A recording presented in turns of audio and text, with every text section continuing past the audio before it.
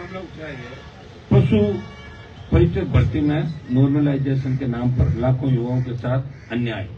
ये कहते थे भाई ये सवाल सही है गलत है, उसके नाम से उसके अंदर नंबर देते, तो ये नहीं चाहते। चतुर्थ श्रेणी भर्ती में 25 लाख फार्म है, उसमें भी ऐसा होगा। और एक ये ओबीसी के अंदर जो विसंगति है, इन सब को भी हम इसके अंदर रखेंगे कि ये सारे जो नौजवानों की डिमांड है, और नौजवान अकेला नहीं है। आज देखिए क्या हालात हो गई कि शहीद स्मारक में परमिशन मांगनी पड़ रही है, रैली करने के लिए आपको धकेल दिया, वहां पर रैली भी नहीं कर सकते। हाँ ये सही है कि बीच में रैली करने से जनता परेशान होती है, लेकिन आप इस तरह अपमानित नहीं कर सकते कि रैली के लिए भी बड़े दलों को चक्कर काटने पड़ते हैं परमिशन पर, और इकट्ठा होने के लिए 5 से ज्यादा। मुझे तो राजस्थान विश्वविद्यालय के अंदर बच्चों की जो स्थिति देख के छात्र संघ के जब चुनाव नहीं हो रहे थे, मैंने 1 महीना आंदोलन किया, रैली भी करी, लेकिन बच्चों को ये पाबंद कर दिया कि विश्वविद्यालय के आधे गेस्ट हाउस तो पुलिस के कब्जे के अंदर है। काहे की विश्वविद्यालयों की स्वायत्ता, ये स्वायत्ता होती है क्या? बच्चे गेट के अंदर आंदोलन करो, गेट के अंदर आंदोलन होता है। कहाँ तो विश्वविद्यालय का रुतबा था, कहाँ विश्वविद्यालय का अध्यक्ष का रुतबा था, कैसी स्थिति होगी बताओ। तो इसके अंदर भी हम चाहते हैं कि छात्र संघ चुनाव भी हो, जो हमारे पहले मुद्दे थे, इनको भी हम इसके अंदर साथ रखें। लड़ाई हमने लड़ी थी, पार्लियामेंट के अंदर भी मैंने मामला उठाया, राजस्थान के छात्र हम सब मिलकर नए नेता कैसे राजस्थान में तैयार करें, और जो हालात राजस्थान के अंदर बने। राष्ट्रीय लोकतांत्रिक पार्टी 7 साल से प्रयास कर रही है, हर मौके पर आप देख रहे हो, मैं तो लड़ ही रहा हूँ, लेकिन कांग्रेस को भी लड़ना चाहिए बीजेपी के खिलाफ, लेकिन कांग्रेस लड़ नहीं रही है। उपचुनाव के अंदर जब आरएलपी से अलायंस के बाद कांग्रेस का खाता खुला राजस्थान में, तो कांग्रेस के नेताओं को लगा कि अब उनकी गिरफ्तारी हो सकती है, तो उपचुनाव में खुद ही सरेंडर हो गए। बोले साहब हम आपको जिता देंगे, भजनलाल जी बस हमारे खिलाफ कार्रवाई मत करना। ये 4-5 जगह जमानत जब्त करा ली कांग्रेस पार्टी। तो इससे आप अंदाज लगा सकते हो कि कांग्रेस और भारतीय जनता पार्टी मिले हुए, और राष्ट्रीय लोकतांत्रिक पार्टी सहित तो तमाम पार्टियां इन दोनों दलों के खिलाफ संघर्ष करिए, आंदोलन करिए। हम राजस्थान की सड़कों पर लड़ेंगे, प्रयास करेंगे, एसआई भर्ती रद्द कराएंगे, चाहे हमें कितना ही बड़ा आंदोलन करना पड़े, चाहे हमें जयपुर में 1 लाख लोगों की रैली करने पड़े आगामी दिनों के अंदर, वो भी हम करेंगे।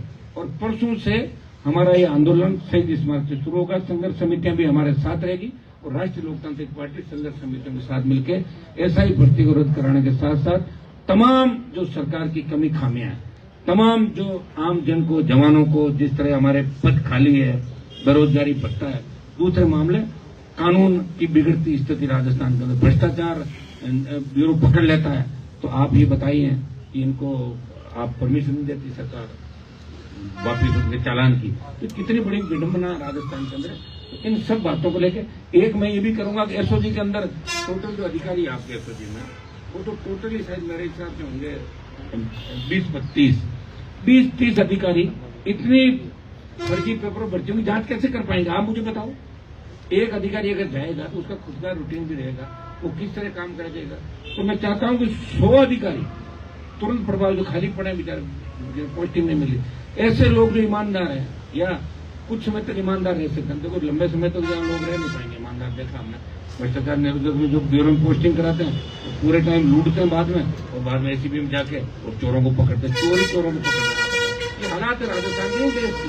तो ऐसे लोग जो ईमानदार हैं या कुछ समय जिनको जोश और जुनून रहता है, ऐसे लोगों की पोस्टिंग एसओजी के अंदर करें। कम से कम 100 व्यक्ति एसओजी में, जब ये अभियान सरकार चला रही कि एसओजी के मार्ग पर तमाम वो कर। और मैं ये भी मांग करूंगा 18 से 23 क्यों, 13 से 18 वसुंधरा जी के समय जो भर्तियां रद्द हुई या जो पेपर लीक हुए वो भी जांच करो।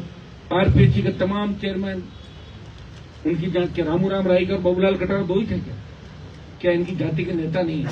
इनकी जाति के नेता नहीं बोल रहे, इसे बेचारों को दबोच के अंदर बिठाए। बाकी लोग संजय श्रोत्रिय, एक हमारे राठौड़ साहब थे पहले, शिव सिंह जी राठौड़, वो तो आजकल सफेद चौड़ा पजामा पहन के राज्यसभा में जाने की तैयारी कर रहे हैं। ऐसे बहुत से लोग राजस्थान के अंदर मिलेंगे जिनके खिलाफ भी जांच की आवश्यकता। मैं तो कहता हूँ एक आध आरपीएससी के जो ऐसे व्यक्ति है, इनका नार्को टेस्ट करा दो लाके, पूरी आरपीएससी की परतें खुल जाएगी और सारी पोल खुल जाएगी। ये किसी न किसी को करना होगा, लेकिन भजनलाल जी ये नहीं कर पाएंगे। भजनलाल जी मैं लंबे समय जानता हूँ, वो दूसरे मामले में उनका मैनेजमेंट अच्छा, खाने पीने का, दूसरा सामान मंगवाने का, बढ़ाने का, जो आदमी जीवन भर जो काम करता है वो वही करेगा, उसके अलावा उसकी उम्मीद मत करो।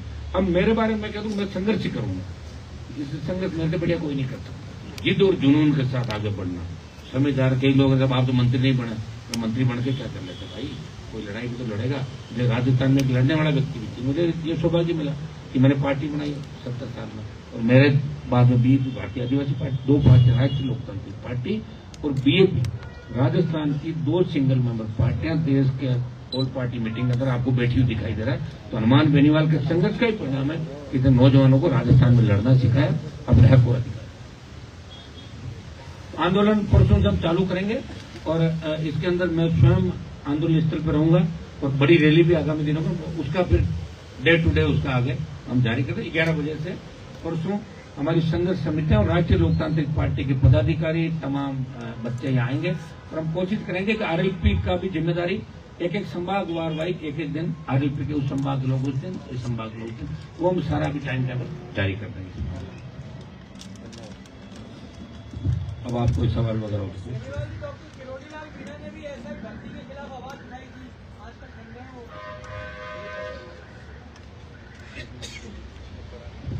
ये पेपर जो आरपीएससी का 35 दिन पहले लीक हुआ था, तो आप बताओ 35 दिन में कितने लोगों के पास पहुंच जाएगा? 15 मिनट में पहुंच जाता है, 1 मिनट में पहुंच जाता है। भर्ती रद्द के साथ साथ जांच जारी रखे और रीट की एक जांच आप जो है वो सीबीआई से कर लो, इसमें काफी लोग पकड़े जाएंगे, कई मुख्यमंत्री के दावेदार अंदर जेल में मिलेंगे। तो करना होगा, नहीं करोगे तो राजस्थान की जनता सवाल उठाएगी, हम भी उठाती सवाल। कई लोग मुझे कह रहे थे अब मुख्यमंत्री का चुनाव आ गया, भगत सिंह फांसी पे चढ़ गए, देश आजाद हो गया, उससे क्या करना? लड़ तो रहा हूं भाई, एक व्यक्ति लड़ाई तो लड़ रहा है, वो तमाम घराने हैं जिनके नाम से वोट मिलते थे राजस्थान में, कहां गए? भाग गए सारे सारे। किसकी चप्पल उठा ली, किसी ने किसकी उठा ली? कम से कम खुद के उससे बैठा तो हूँ इस राजस्थान का सम्मान बचाने के लिए। आप सवाल करो, 2-4 डंके हैं। किरोड़ीलाल मीणा जी ने भी ऐसा ही भर्ती लीग के लिए लड़ाई लड़ी, आजकल खड्डे बैठे हुए। वो तो आप उनको ही पूछो, खुद को ही सुनो, वो आप रोज जाते रहते हो उनके पास और आपकी बात भी होती है, वो उनको पूछो। लेकिन मैं अब देखो सुनो, मैं पहले भी इनके खिलाफ मैं बोल रहा हूँ समय समय पे। हमने ज्ञापन भी, ऐसा नहीं कि हमको आज ही लड़ाई लड़ रहे हैं, हमने सितंबर 2023 के अंदर लगातार भर्तियां रद्द कराने को लेकर 5 बड़ा आंदोलन किया। बजरी के खिलाफ राजस्थान में सबसे बड़ा आंदोलन किया, 12 रैलियां करी, राष्ट्रीय लोकतांत्रिक पार्टी ने करी। बजरी माफिया का दिमाग ठीक किया, जो बजरी 700 रुपए से मिल रही थी उस बजरी को ठेर नीचे तक ले आए और अब छोटी लीज भी राजस्थान के अंदर दी। क्यों नहीं दी जा रही उसका मैं नहीं कह सकता, लेकिन बजरी माफिया के घर अगर ईडी आई और सीबीआई आई तो हनुमान बेनीवाल के और राजस्थान के नौजवानों के संघर्ष का परिणाम ही था। लोगों ने वोट नहीं दी, उसको छोड़ दो कि बजरी का आंदोलन हम करें, लोग समझ नहीं पा रहे, सड़क पर टोल दे रहे नहीं, ना समझे, पुलिस से बेइज्जती करा रहे, वोट नहीं दे रहे, वो मेरे हाथ में नहीं है। लेकिन मेरे संघर्ष में कोई कमी कहीं नजर नहीं आएगी। मेरी कोई बात होता पता मैं मान लीजिए आप उस समय अलायंस, लोगों ने कहा आपने अलायंस तोड़ दिया, मैं ही मेरे सवालों का जवाब दे देता हूँ। आप पूछो मुझे, बताएं। एक मिनट आप आपने कमलेश प्रजापत को लेकर के मारवाड़ में बड़ा आंदोलन किया। कमलेश प्रजापत जो एनकाउंटर हुआ था, अभी सीबीआई ने जब क्लोजर रिपोर्ट सीबीआई की लगी है उसके बाद में निशाने पे बहुत सारे लोग आ गए हैं, तो आपको लगता है कि देखिए सीबीआई ने जो क्लोजर रिपोर्ट पेश करी है, जिन लोगों के खिलाफ परिवार बैठा था, इसके अंदर पुलिस अधिकारियों के साथ साथ कांग्रेस के पूर्व मंत्री हरीश चौधरी, उनके भाई, उस परिवार का नाम था और सीबीआई ने उनको एक बार बुला के पूछताछ भी नहीं करी, ये लिखा थी उसमें। तब कोर्ट ने कहा कि भाई क्यों नहीं किया आपने, मतलब उनके लिए तो आंदोलन चल रहा था, मामला ही सीबीआई को दिया। तो मैं ये नहीं कह रहा वो आरोपी है कि नहीं, मुझे नहीं पता, सीबीआई तय करेगी। लेकिन सीबीआई कौन सी कोई 100% सीबीआई जो करते सच है, ये कैसे? हिंदुस्तान में तो भी क्या चल रहा है आप देख रहे होंगे, कश्मीर के अंदर देख रहे हो ना, कहाँ गई हमारी एजेंसियां? 100% सही कोई नहीं है, लेकिन कम से कम 98-99% तो सीबीआई पे भरोसा लोगों का। हर कोई कह रहा है सीबीआई को जांच दे दो, सीबीआई को जांच दे, सीबीआई ठंडे बस्ते में डाल देती। मनोहर राजपुरोहित का मामला आप देख लें, लवली कंडारा का देख लें, अनिता जाट का हमने अभी दिलाया था सीबीआई के अंदर। तो सीबीआई के पास भी वही कमी है स्टाफ की, मैंने बता दिया ना आपको। जांचें सीबीआई के पास चली जाती है, पेंडेंसी रहती है, पड़ी रहती है।